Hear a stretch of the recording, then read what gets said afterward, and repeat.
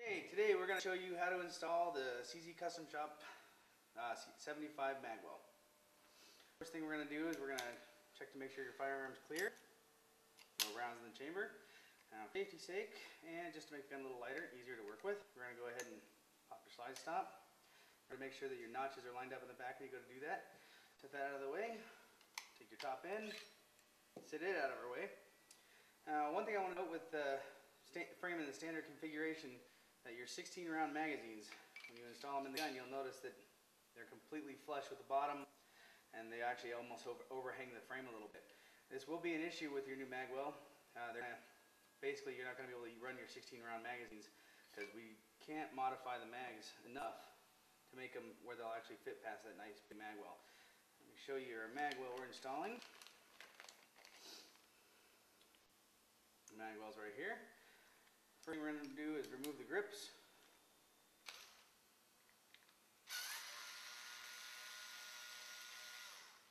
We do have a nice alternative for the 16 round Magwell with the 19 round magazines, and as I put the back together, I'll go ahead and show you how that works out for us.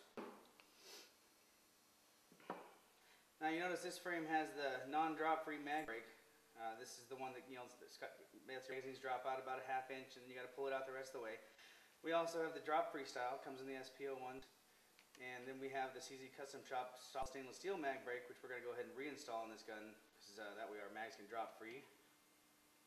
Now to remove this mag brake, this is the trickiest of the ones. You're going to have to go ahead and remove this pin, but you're going to keep pressure on the back of the mainspring so it doesn't come out, because there's actually a little curly Q of metal, which I'll show you in a second, that keeps that guy from coming out. So go ahead and push the frame down into your work surface.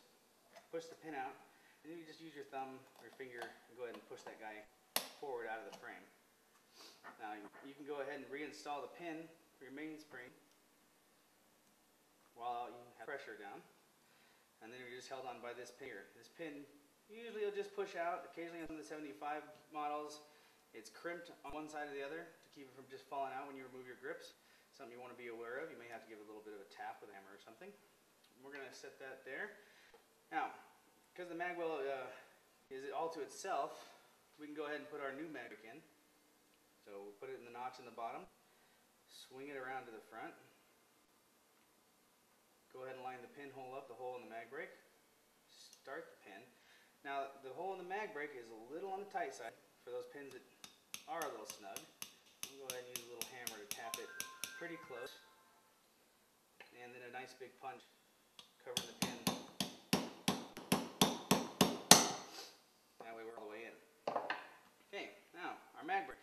Now we make these mag brakes to fit any frame. Now the frames do occasionally have some variations in sizes, so you may get one that's a little snug. You may have to remove a little bit of material from the top here to get it to fit, or from the underside. And occasionally you may have one that's a little bit on the snug side, or on the loose side, I apologize. Now if you get one a little bit on the loose side, you can actually, you know, take a punch or just a hammer itself, and you could, you know, dimple the side of this and just kind of push it in towards the inside to give it a snugger fit. Now let's see how tight this one is on here. Oh, nice fit. Now you notice on the inside here I was at that lip. When you got the Magwell on as far as you really want it, you're going to have that lip lined up. And this one I was able to push in. Occasionally we have had to use the plastic hammer to get it to line up for you. Alright, now our new Magwell utilizes the bottom of the frame, the top lip, to actually hold and retain it in place. So you're going to want to either shorten your current grips or purchase a set of our shortened aluminum grips. And go ahead and put them on there, and you can see how they actually take up the empty space that your normal grips would go ahead and overlap. Now we've never had any luck shortening the rubber grips, but the aluminum grips, if you already currently have some, or the wooden grips, can easily be shortened if you're up for throwing a little bit of wood or metal around. Now these ones use the Allen head. And if I can get this started, go ahead and screw that one in. I'm going to leave the other grip panel off so you can see how things are working inside there once we go ahead and put our magazine in. So there's your gun, new Magwell installed. Like I was saying earlier, if you use the 19 round magazines and you go ahead and put one of our base pads on, go ahead and push this down, that spring plate out of the way. Make Put your original base pad off to the side.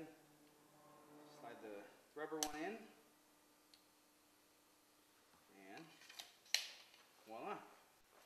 One 19-round magazine fit into the gun. And you'll see how the mag just drops right free past that magazine break also. So let's go ahead and put our other grip panel on. Now you can use the 10-round magazines if you want to. They will work. You would just have to either modify your existing base pad by removing the lip on the bottom, which I'll show you in just a second as soon as I get this screw in. Or we also offer an aluminum base pad to go on the 10-round magazines that will do that job for you. It'd be this lip here. It stops it from actually going in and locking completely into the gun. So we take the aluminum base pad we offer for our 10-round magazines. Gives it a little bit of extra weight so the gun will come out faster. Again, push your spring plate down. Slide the new base pad in place. Now, most of our parts we make, have a little bit of tolerance, like I was saying earlier with the magwell.